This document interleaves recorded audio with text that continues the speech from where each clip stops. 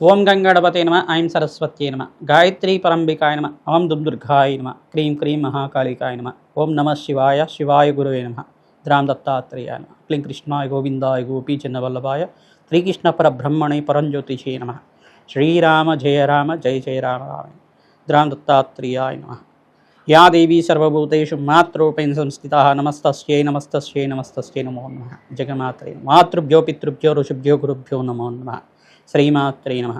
YouTube ప్రేక్షకులకు అందరికీ కూడా నమస్కారం అండి. నేను పాలపర్తి గురునాథ శర్మ జ్యోతిష్యం వాస్తు సిద్ధాంతిని మీకంతా కూడా గోచారీత్య గ్రహాల యొక్క స్థితిగతి వాటి ఫలితాలంతా కూడా మేషాది ద్వాదశ రాశుల వాళ్ళకి ఎటువంటి ప్రభావం చూపిస్తుంది, మే నెల మాసంలో ఆఖరి వారం ఈ వారం నుంచి మీకంతా కూడా వార ఫలితాలంతా కూడా విశ్లేషణ చేయడం జరుగుతుంది. ప్రధానంగా చూసుకుంటే ఈ వారంలో ప్రధానంగా ఆదివారం నుంచి ఈ వారం అంతా కూడా ఏ రకంగా గ్రహస్థితి మార్పు వలన మీకంతా కూడా రాజయోగం పట్టబోతుందని తెలుసుకోవడం జరుగుతుంది. ప్రధానంగా చూసుకుంటే మేషాది ద్వాదశ రాశుల వాళ్ళకి కొన్ని గ్రహాల యొక్క ప్రభావం వల్ల విశేషంగా శనీశ్వరుడు, బృహస్పతి, శుక్ర భగవానుడు, రాహు యొక్క ప్రభావం వల్ల విశేషమైన ఫలితాలు పొందడానికి ఆస్కారం ఉంటుంది. తద్వారా ఆర్థికంగా పురోగతి పెరగడానికి, అదృష్టయోగం సిద్ధించడానికి ఎటువంటి పరిష్కారాలు ఆచరించాలి, మేషాది ద్వాదశ రాశుల వాళ్ళకి ఎటువంటి యోగాలంతా కూడా సిద్ధిస్తున్నాయి అనేది తెలుసుకోవడం జరుగుతుంది. మేము చెప్పిన వీడియో అంతా కూడా చూడండి. తద్వారా మీకంతా కూడా తగు పరిష్కారం అంతా కూడా దొరుకుతుంది. మేము చెప్పిన పరిష్కారం అంతా కూడా ఆచరిస్తే కనుక అదృష్టయోగం సిద్ధిస్తుంది, విపరీత రాజయోగ ప్రాప్తి రావడానికి ఆస్కారం ఉంటుంది. ద్రాం దత్తాత్రేయాయ నమః. ప్రధానంగా గోచార చక్రంలో అంతా కూడా చూసుకుంటే ఈ యొక్క శనీశ్వరుడు అంతా కూడా మీనరాశుల సంచారం జరుగుతుంది, మరియు రాహు యొక్క సంచారం అంతా కూడా కుంభరాశుల సంచారం జరుగుతుంది. ఈ యొక్క సూర్య భగవానుడు అంతా కూడా చూసుకుంటే బుధాత్యోగంలో అంతా కూడా మార్పు చెందడం అనేది వృషభ రాశుల సంచారం జరుగుతుంది. ప్రధానంగా ఈ యొక్క స్థితి అంతా కూడా యోగకరంగా మారడానికి అనుకూలత అంతా కూడా మేషాది ద్వాదశ రాశుల వాళ్ళకి ఈ యొక్క కాలసర్ప దోషంలో ఉండడం వల్ల మిశ్రమైన ఫలితాలు కొన్ని రాశి వాళ్ళకి జరగడం జరుగుతుంది.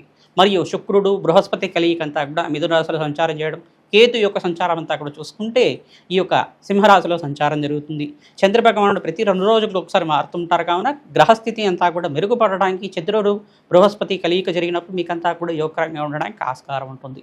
తద్వారా ఎవరైతే గనక దత్తాత్రేయ ఆరాధన విశేషంగా చేసుకుంటూ ఉంటారో మేషాది ద్వాదశ రాశుల వాళ్ళంతా కూడా విపరీత రాజయోగ ప్రాప్తి రావడానికి ఆస్కారం ఉంటుంది. అంగారకుడంతా కూడా మార్పు చెందడం వల్ల రాజయోగ ప్రాప్తి జరగడానికి ఆస్కారం ఉంటుంది. మీకంతా కూడా ఈ యొక్క బృహస్పతి మరియు శుక్రుడు, ఈ యొక్క రాహుగ్రహం, మరియు ఇక్కడ చూసుకుంటే చంద్రభగవానుడు అనుకూలతకంతా కూడా యోగకరంగా మారడానికి ఆస్కారం ఉంటుంది. విశేషంగా పుణ్యమైన ఫలితాలు ఏంటంటే శనీశ్వరుడు అంతా కూడా రేవతి నక్షత్రంలో మార్పు చెందడం వల్ల విశేషమైన యోగాలంతా కూడా సిద్ధిస్తున్నాయి. ప్రధానంగా శనీశ్వరుడు అంతా కూడా కర్మఫలదాతగా చెప్పడం జరుగుతుంది, రాజయోగ కారకుడిగా చెప్పడం జరుగుతుంది. మీకంతా కూడా ఆకస్మికంగా ధనయోగ ప్రాప్తి రావడానికైనా కానీ ఈ యొక్క గ్రహస్థితి కర్మదోష నివారణం అంతా కూడా మీరు ఆచరించండి. తద్వారా రాజయోగ ప్రాప్తి రావడానికి ఆస్కారం ఉంటుంది.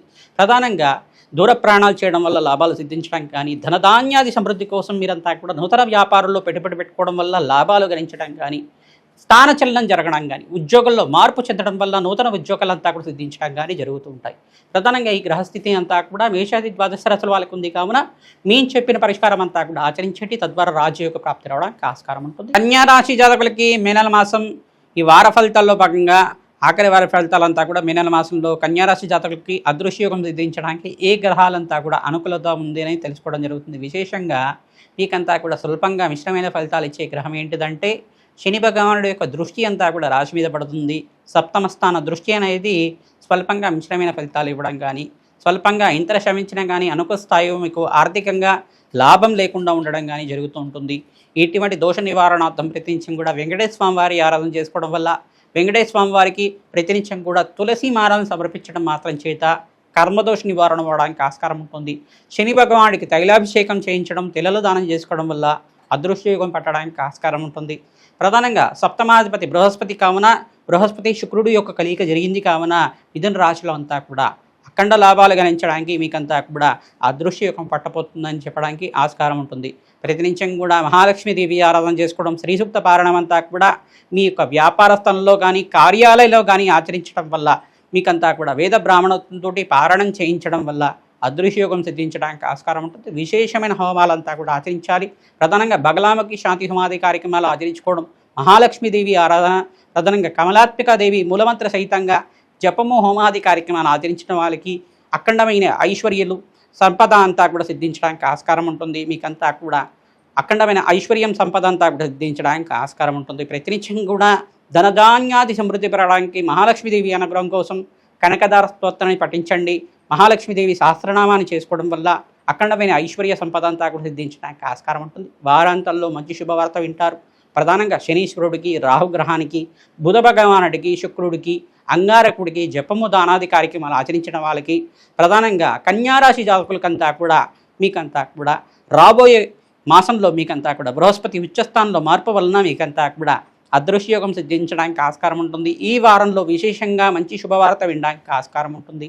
పెద్దల యొక్క సహాయ సహకారం వల్ల, పెద్దల యొక్క ఆశీర్వాదం వల్ల, కులదైవత ఆరాధన చేసుకోవడం మాత్రం చేత మీకంతా కూడా అఖండ లాభాలు సిద్ధిస్తుంటాయి. ప్రతినిత్యం కూడా గోమాత సేవ చేయడం, గోమాతకి పచ్చిక తెలగపిండి గ్రాసాన్ని సమర్పించడం, మీ చేతితోటి సమర్పించడం మాత్రం చేత అఖండ ఐశ్వర్య సంపదలంతా కూడా సిద్ధించడానికి ఆస్కారం ఉంటుంది. మేషాది ద్వాదశ రాశుల వాళ్ళకి మే నెల మాసం ఆఖరి వార ఫలితాలంతా కూడా, వార ఫలితాల్లో ఎటువంటి గ్రహ దోషాలు ఉన్నాయి, పరిష్కారం ఆచరించాలి, ఏ దేవత ఆరాధన చేయడం వల్ల లాభాలు గణిస్తూ ఉంటారు, ఏ మంత్రాన్ని పఠించడం వల్ల లాభాలు గణించడానికి ఆస్కారం ఉంటుంది అన్నీ కూడా విశ్లేషణ చేయడం జరుగుతుంది. విశేషంగా మేషరాశి జాతకులకి, కుంభరాశి జాతకులకి, మీనరాశి జాతకులకంతా కూడా ఏలినాటి శని ప్రభావంలో ఉన్నారు కనుక విశేషంగా వీరంతా కూడా శని భగవాన్ ప్రీతికరంగా తైలాభిషేకం చేయడం, పరమేశ్వరుడు ప్రీతికరంగా అభిషేకాది కార్యక్రమాలు ఆచరించుకోవడం, ఆంజనేయ స్వామివారి దేవాలయంలో విశేషంగా సింధూర అభిషేకాది కార్యక్రమాలు ఆచరించుకోవడం వల్ల కర్మదోష నివారణ అవడానికి ఆస్కారం ఉంటుంది. ప్రధానంగా శ్రమ అధికంగా ఉంటుంది, శ్రమతో కూడిన సంపాదన పెరుగుతూ ఉంటుంది. అదృశ్యయోగం కూడా సిద్ధించడానికి శుక్రుడు బృహస్పతి కలిగి వల్ల వారాంతాల్లో మంచి శుభవార్త వినడానికి ఆస్కారం ఉంటుంది. శుభకర వ్యయాలంతా కూడా గలడానికి ఆస్కారం ఉంటుంది. శుభకార్యాల కోసం ఖర్చులు విపరీతంగా పెరగడానికి ఆస్కారం ఉంటుంది. మరియు అష్టమ శని దోషంతో ఉండే రాశి ఏంటిదంటే ఈ యొక్క సింహరాశి జాతకులంతా కూడా విశేషంగా అష్టమ స్థానంలో శనీశ్వరుడు దోషకారిగా ఉన్నారు కావున విశేషంగా శని భగవానుడు ప్రీతికరంగా తైలాభిషేకం చేయడం, మన్యసూక్త పారాయణం చేయించడం, సింధూర అభిషేకాది కార్యక్రమాలు ఆంజనేయ స్వామివారికి చేయించడం, తమలపాకు పుచ్చి చేయించడం వల్ల అదృశ్యయోగం సిద్ధించడానికి ఆస్కారం ఉంటుంది. మహాలక్ష్మీదేవి ప్రీతికరంగా తామర పూలతోటి మల్లెపూలతో అర్చించడం మాత్రం చేత అఖండ లాభాలు గణించడానికి, మహాలక్ష్మీదేవి కరుణా కటాక్ష వీక్షలంతా కూడా లభించడానికి ఆస్కారం ఉంటుంది. ప్రతినిత్యం కూడా వెంకటేశ్వర స్వామి వారి ఆరాధన చేయండి. అఖండ ఐశ్వర్యం అంతా కూడా సిద్ధించడానికి ఆస్కారం ఉంటుంది కావున ఈ పరిష్కారం అందరికీ కూడా చెప్తున్నాం. విశేషంగా మరియు కన్యారాశి జాతకులకంతా కూడా సప్తమ స్థానంలో శనీశ్వర సంచారం జరుగుతుంది. సప్తమ దృష్టి అంతా కూడా రాశి మీద పడుతుంది కావున శనీశ్వర దోష నివారణార్థం మీరంతా కూడా అన్నదానం చేయడం, ఈ యొక్క పేదవాళ్ళకంతా కూడా అన్నదానం చేయడం, ప్రధానంగా అనాథాశ్రమంలో అన్నదానం చేయడం వల్ల అఖండ ఐశ్వర్య సంపదలంతా కూడా సిద్ధించడానికి ఆస్కారం ఉంటుంది. విశేషంగా గోమాత సేవ చేయడం వల్ల కర్మదోష నివారణ అవడానికి ఆస్కారం ఉంటుంది. హనుమతే శ్రీరామదూతాయ నమః నామాన్ని జపాన్ని ఆచరించండి, అదృశ్యయోగం పట్టడానికి ఆస్కారం ఉంటుంది. ప్రధానంగా శనీశ్వరుడు అంతా కూడా దృష్టి పడింది కావున ప్రబలంగా ఉంటుంది. కర్మదోష నివారణ కోసం ప్రతినిత్యం కూడా దత్తాత్రేయ ఆరాధన చేయండి. శని భగవాన్ ప్రీతికరంగా తైలాభిషేకం చేయడం, ఆంజనేయ స్వామి వారికి అభిషేకాది కార్యక్రమాలు ఆచరించుకోవడం, వెంకటేశ్వర స్వామి వారికి తులసిమాల సమర్పించడం వల్ల అదృశ్యయోగం సిద్ధిస్తుంది. మరియు ధనస్సు రాశి జాతకులకంతా కూడా అదృశ్యయోగం పట్టబోతుంది. విశేషంగా దశమ స్థానంలో శనీశ్వరుడు అంతా కూడా సంచారం చేయడం, ప్రధానంగా దశమ దృష్టి అంతా కూడా ఈ యొక్క శనీశ్వరుడు యొక్క దృష్టి అంతా కూడా రాశి మీద పడుతుంది కావున దశమ దృష్టి దోష నివారణార్థం మీరంతా కూడా శని భగవాన్ ప్రీతికరంగా తైలాభిషేకం చేయడం వల్ల అదృశ్యయోగం సిద్ధించడానికి ఆస్కారం ఉంటుంది. విశేషంగా చతుర్థ స్థానంలో శనీశ్వరుడు సంచారం అంతా కూడా జరుగుతుంది కావున తద్దోష నివారణార్థం అర్ధాశ్రమ శని దోష నివారణార్థం తిలలు దానం చేసుకోవడం, తైలాభిషేకం చేయడం వల్ల అదృశ్యయోగం సిద్ధించడానికి ఆస్కారం ఉంటుంది. నవగ్రహ శాంతి హోమాది కార్యక్రమాలు ఆచరించాలి, తద్వారా లాభాలు గణించడానికి ఆస్కారం ఉంటుంది. ఈ యొక్క పక్షులకి పశువులకంతా కూడా ఆహారం అంతా కూడా పెడుతూ ఉంటాయి కనుక భూతదయ అంటారు దీన్నంతా కూడా. ఈ రకంగా పుణ్య కార్యక్రమాలు ఆచరించండి, అదృశ్యయోగం సిద్ధించడానికి ఆస్కారం ఉంటుంది. కుంభరాశి జాతకులకంతా కూడా ఏలినాటి శని ప్రభావం ప్రబలంగా ఉంటుంది కావున విశేషంగా మీరంతా కూడా వెంకటేశ్వర స్వామి వారిని అర్చించడం, ఈ యొక్క తిలలు దానం చేసుకోవడం వల్ల అదృశ్యయోగం సిద్ధించడానికి ఆస్కారం ఉంటుంది.